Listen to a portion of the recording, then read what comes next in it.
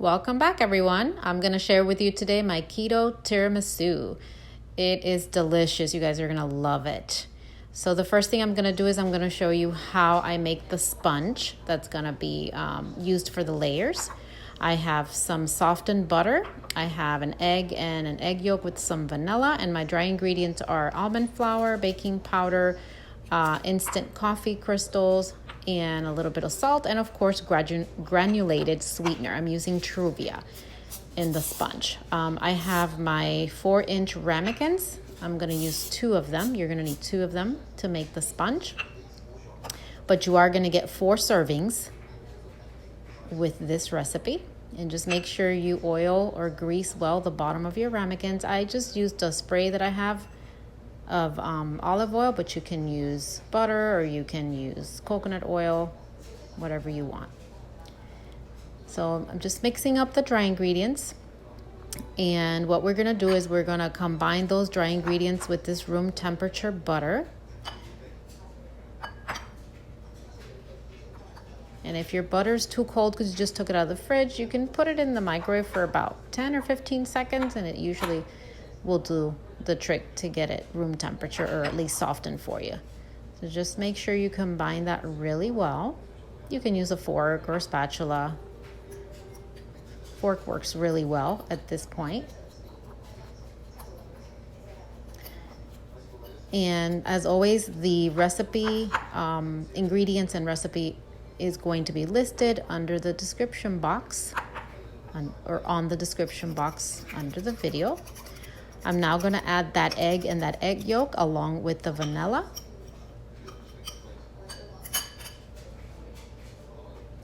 And this is like your basic microwave mug cake. I'm just making a double batch for the purpose of this dessert. And I couldn't get my stevia open. It crystallizes, and so sometimes it's difficult to open up, but I ran it underwater and I got it. So I'm just adding, for extra sweetness, about 10 to 15 drops of stevia. This is the one from Trader Joe's. So you guys are going to have to decide how much of stevia you want to add. Everyone's sweet tooth is different. So just combine everything really well.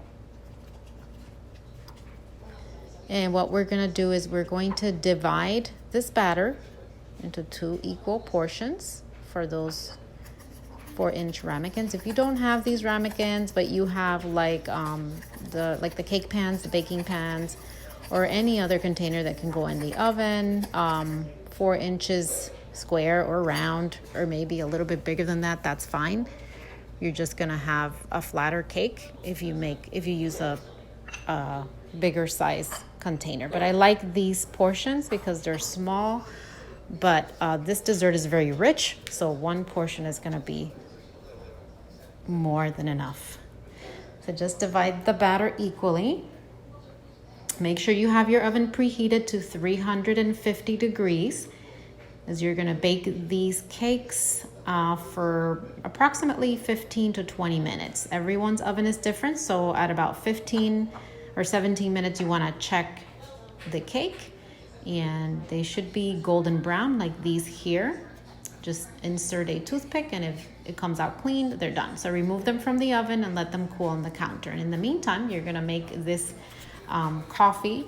You're gonna prepare the coffee however you want. Either just make a fresh pot of coffee. You're gonna need about a cup, or just use instant coffee like I'm doing here with some hot water. And I am adding a tablespoon of coffee liquor. In this case, it's Kahlua. It does have sugar, so you don't have to add it if you don't want to, but it really does give it a nice touch. And 1 tablespoon is going to be very little sugar because you're not even going to use all of that liquid.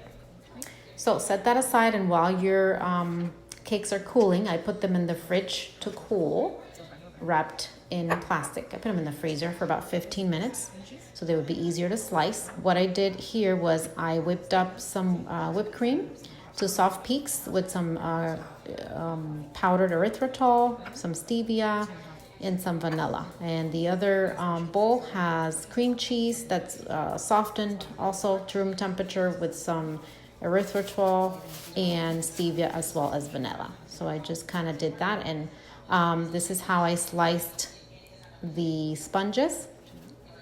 So you're going to get 4 slices, 4 equal size slices out of each one of these cakes. So you're going to have 8 slices. Do the math. Okay, so now we're getting ready to combine the 2 fillings that's going to become 1 filling. And what I did was I tasted each one after I mixed them, and I put in the sweeteners. And again, everyone's sweet tooth is different, so you want to taste yours before you start preparing or assembling the tiramisu. And so that way, you know, if you need a little bit more of stevia or a little bit more vanilla, whatever your taste buds tell you. Mine was perfect to my taste. And just make sure it's all nicely combined.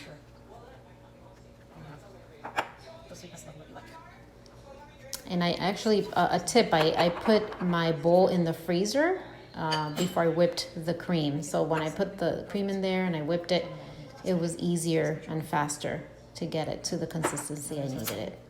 All right, so now we're going to start assembling the tiramisus. Oops, I forgot something. So I forgot my cocoa powder. This is Hershey's unsweetened cocoa powder and a sifter that we're gonna need for the assembly. So put your sponge, one of the sponges, in the bottom of each ramekin. And I usually start with the thickest one on the bottom. Okay, and now you're gonna go ahead and soak the sponges with that coffee. And you really want to soak them really well, because that is how tiramisus, traditional tiramisus, the sponges are, you know, or the cookies are very, very drenched. This sounds amazing. And it's gonna taste delicious. So you wanna go ahead and soak those sponges really well. And by the way, if you guys have a espresso maker, you can also just make some espresso. That'd be even more intense coffee flavor instead of the regular coffee. So I'm just making sure my sponges are very well soaked with that coffee. Now we're gonna go in with the cream. So we're gonna do, so we did a layer of sponge. Now we're doing a layer of the filling, cream filling. Now we're gonna dust it. This doesn't have the sugar, so there's no carbs there. What happened? Now we're gonna go in with another sponge. And you can also just do this. Yeah, so we're gonna dust it with some cocoa powder. And now going in for the second layer, as you can see, I just dunked it in there. Finish assembling this one so you can see it. And you can do that as well, that's easier and faster. You just don't leave it in there too long because it'll fall apart. It's gonna sit in the fridge. But the sponge is very dense, so it's gonna hold up. Now you're gonna go in with your second layer of cream. It's gonna run it all the way to the top.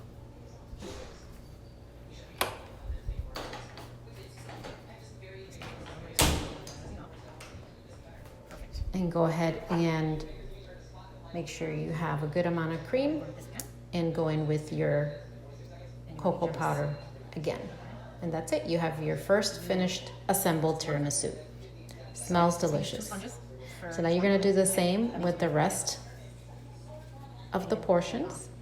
And again, you're gonna get 4 portions. One more, you'll have like one leftover sponge, but you can always make a 3-layer platter. You're gonna set these in the fridge. So